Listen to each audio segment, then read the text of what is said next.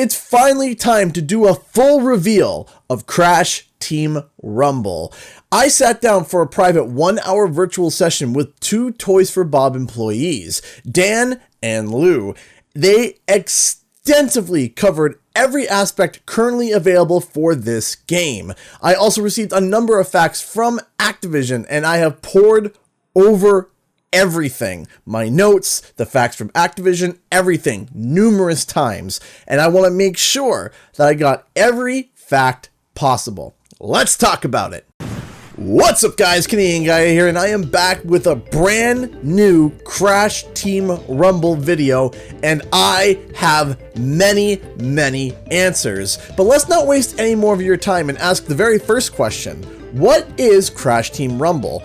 Well, first, I'll tell you what it's not. Lou Studdert made it very clear to everyone watching that virtual session that Crash Team Rumble is not a MOBA. He emphasized this greatly and repeatedly throughout the broadcast. It is not a MOBA. Currently, Crash Team Rumble is, and I quote, a 4v4 strategic multiplayer platformer.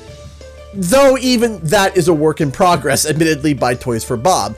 Dan also went on to explain that the game doesn't actually fit in any genre that's a preconceived bucket, and it's quite new to the game industry as a whole. But the purpose of the game is actually still quite easy. Be the first team to score 2,000 Wumpa Fruit. You do this by traversing the map, grabbing boxes, grabbing Wumpa, and cashing it at your bank. However, while the game has a very easy and approachable goal, as we dissect the game, you're going to start to see all the different layers of strategy to be able to get that simple goal. So let's start from the lobby. When you get into a room, you get to pick 2 things, your hero and your power. Each hero has a unique set of stats and skills that is specifically built for them, ranging from varied attacks, speed, and abilities. For example, Tana has her hook shot that allows her to be extremely mobile, and Dingodile has his vacuum gun that allows him to collect Wumpa from a distance and suck in enemies at close range. Each hero has their own unique set of stats from health, Wumpa capacity, combat moves, and mobility, and also a variance in difficulty. While every hero is diverse, your power is something that can be used across any and every character. The 4 powers that were revealed were the Healing Fridge, the Wumpa Stash, the Gasmoxian Guard, and the Fly Spitter. The Healing Fridge, when summoned, heals every ally in the vicinity around it, allowing you to hold certain choke points and fend off enemies while being able to heal your allies. The Wumpa Stash is a power-up that puts a giant target on your back. To get the benefit of this, you have to activate it and survive for 30 seconds without dying. But remember, you have a giant warning above your head telling everyone that you've activated this power-up.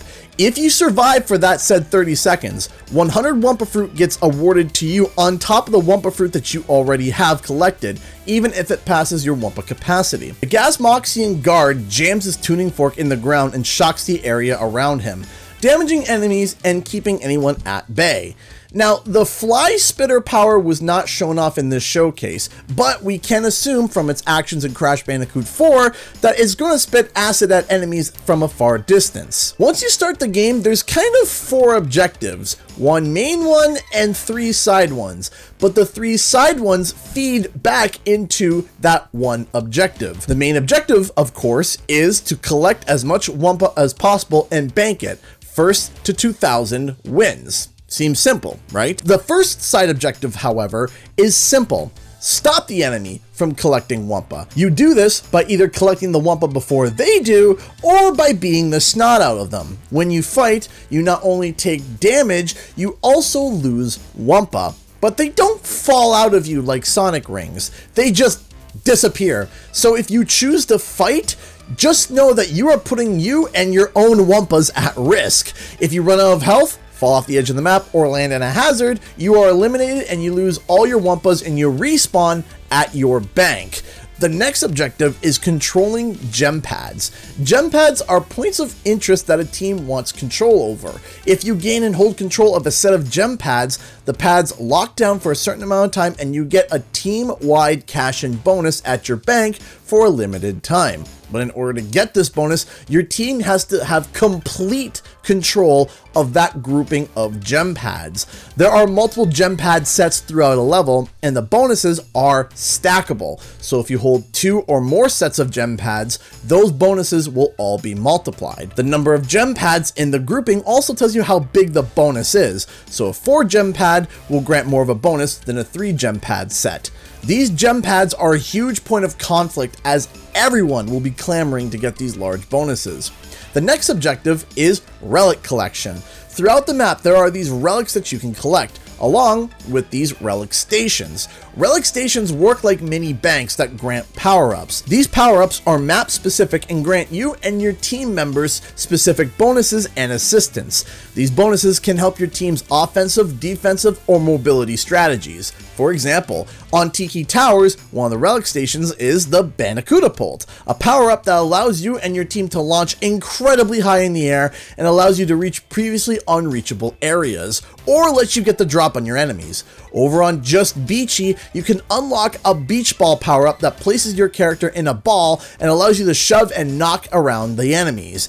If you couldn't tell, this beach ball is definitely a huge callback to the Atmosphere from Wrath of Cortex.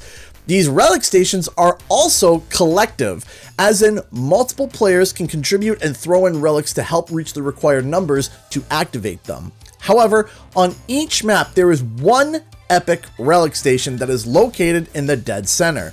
This specific relic station requires a lot of relics, so it will require multiple deposits from likely multiple players, as it grants the team that fills the bar first quite the epic upgrade and is quite a power swing for your team. In Tiki Towers, it grants an Uka Uka mask, which is a giant fire shield around allies, and fire begins to rain down from the sky to cause destruction to all of your enemies. In the Hazardous Wastes, there is a map that is called Calamity Canyon.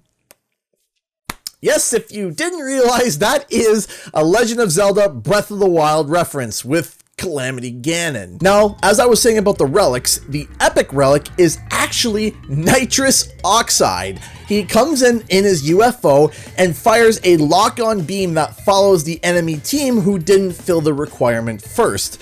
In Just Beachy, the epic is actually an additional bank for your team to score in, causing the enemy team to have to divide their attention in trying to stop you from banking. As you can tell, all of these objectives simply feeds into the main reason of getting as much Wumpa as possible before the enemy team.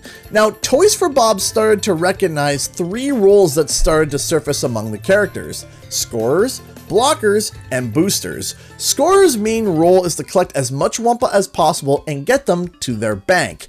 Blockers tend to stop enemies from cashing in their Wumpa while holding key positions, and boosters are great for collecting relics and supporting their teammates, so they gave these role types to certain characters. For example, Tana is a scorer, Dingodile is a blocker, and Coco is a booster. Now, they stress that these roles are not hard set rules, but they are calling them soft roles.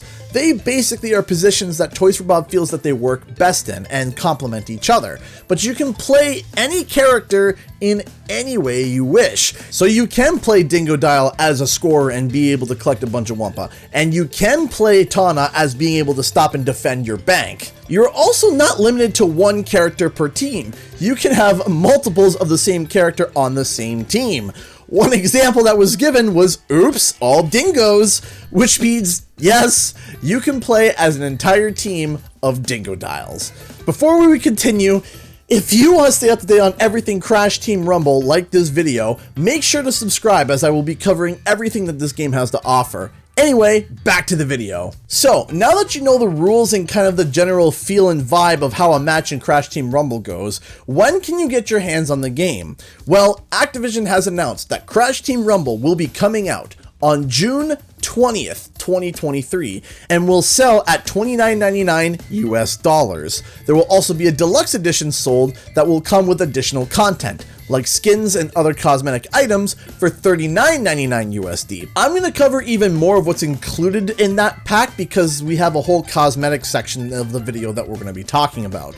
Now, if you want to get your hands on this game even sooner, then you're in luck, because if you digitally pre-order the game, you will gain access to a 5-day closed beta starting on April 20th, 2023. You will have access to 5 heroes: Crash Bandicoot, Coco Bandicoot, Dingodile, Tana, and Cortex. You will also get to use the 4 powers mentioned in this video, which is the Healing Fridge, the Gasmoxian Guard, the Wumpa and the Fly Spitter. You also will get to play on 3 different maps: Tiki Towers, Just Beachy, and Calamity Canyon. Now, this is only a small snippet of the game, as the final game will release with more characters, maps, and powers. And guess what? Pre-orders are open today. That's right, you can go right now and pre-order the game. Speaking of, let's get to the cosmetic side of things. I do want to put a warning here that they did not go extensively into this during the presentation or the Q&A. However, based on the gameplay that I have seen in private, along with the bonuses that come with the digital deluxe pack, I think I can kind of deduct what cosmetics we're going to be able to see. In the deluxe edition of the game, you get the Proto Pack, which features the following cosmetics: 8 blocky hero skins, a pixelated shadow, Get On My Level in-game victory music, blocky hat, blocky backpack, blocky score effects, and a unique banner. In terms of the blocky skins, I wasn't given any assets beforehand with them included, but I did see what they looked like. I noticed they seemed very familiar, and so I went digging, as I remembered Ditto Arts posted something similar to these skins before. And lo and behold, in the data mined files for Project Lava, the code name for what was once Wumpa League, we found the same prototype model for Dingodile that matched the pre-order skin. And since the deluxe version of the game includes what's called a Proto Pack, well, putting 2 and 2 together, these skins are a nod to the game's past when it was called Wumpa League. But based off of this list of contents in this proto pack, of course we knew that there would be skins. Everyone saw that coming. But there will also be cosmetic hats, backpacks, and scoring effects when you bank Wumpa. But there is a cosmetic that I didn't expect: a blocky shadow. Now, I don't think it's actually like a shadow that you see on the ground, but more like an ally shadow. When the camera turns and you can't see your ally, a shadow shows up in the terrain to show where they are. Something tells me that this shadow could be customizable. Now, there are a couple more cosmetic things to talk about. When you get knocked out by someone, or when the game ends and the top performer is displayed, a custom set of things pop up. Some of you may know this from the Call of Duty franchise as a call sign. So let me break it all down. First things first, based off of what the deluxe edition comes with, I think we can assume that this is the banner. It will probably work, like I said, just like call signs from Call of Duty, where you can swap and change as you do more stuff. From there, we have the player name and the platform they are playing on. This is important because, as you may know, Crash Team Rumble is coming to both PlayStation and Xbox family of consoles, and will have cross-play enabled. Down here, we have the hero that was selected, along with the hero's soft role, scorer, blocker, or booster, and then the power that the player selected. In this case, it's the Gasmoxian Guard. Now, this one last thing is something that's actually kind of cool. A jukebox pops up that also plays a snippet of a song. Now, the reason I want to put a spotlight on this is because during the Q&A, someone asked, quote, "Will music from the entire Crash series be present?" Dan initially asked if you could even answer that question, but both Lou and Dan followed up by saying, absolutely. The quote that I have written down was, "There's lots of music, so much music, so many sound effects. We want to pull all of that into this experience." So after hearing that answer, seeing that there is a new music track in the deluxe edition, it makes me think that a broad amount of tracks from across the franchise will be available for you to choose from and set for your victory banner. Also, based on this gameplay here, during the respawn phase, we can actually see on the bottom right that emotes are a thing. So we will likely see emotes coming as yet another optional cosmetic. But now, let's get to the monetization system for this game. They confirmed that Crash Team Rumble will use a Battle Pass based system. When you purchase Crash Team Rumble Standard Edition, it also comes with a Season 1 Premium Battle Pass. If you buy the Deluxe Edition, you'll get the Season 1 and Season 2 Premium Battle Pass, along with 25 instant unlocks for the Season 1 Battle Pass. When we pressed for more information in terms of microtransactions and other forms of monetization, we were told that more information about it will be given closer to the release, but that during the closed beta, we are going to be able to get a feel of that Battle Pass system that will be in place. Crash Team Rumble is also going to gain access to a number of accessibility options, from color blindness, volume options, full subtitles, visual aids to help you understand where your bank is in coordination to your character, like an arrow above their head, and full button remapping. There's a couple more additional details that I want to mention that we learned during the virtual session, and I'm going to rapid fire them off here. In the fact sheet sent over by Activision, it mentions that there will be seasonal events and limited timed modes. Additionally, when someone asked if Crash Team Rumble will have a single player mode, Dan answered saying that in the future you can expect all sorts of interesting modes that they will be making, but that there will not be a single player mode at launch. Of course, this leaves the door open for future modes that could be single player in some way. Crash Team Rumble matches last around 5 minutes, with not many matches going over 10. However, there is no set time limit on the matches at the moment. Dan and Lou did express that that might change, however, depending on how the beta goes. When someone expressed fears that Toys for Bob became a support studio for Call of Duty, both Dan and Lou reassured that this was not the case and to not be fearful. Lou explained that Toys for Bob can pivot on a dime and can lead or support any number of gameplay experiences. They currently have a number of folks working on a number of different projects, but the one thing that was universal was how every member of Toys for Bob was working in some capacity on Crash Team Rumble. They are claiming this title is a product from the collective mind that is Toys for Bob. And finally, an Activision account will be required to play the game. That is just about literally everything that we talked about in the briefing with Toys for Bob. This was quite a video to put together, and I appreciate you guys for getting this far. Thank you so much for watching, and I'll see you guys in the next video and or live stream. Bye bye!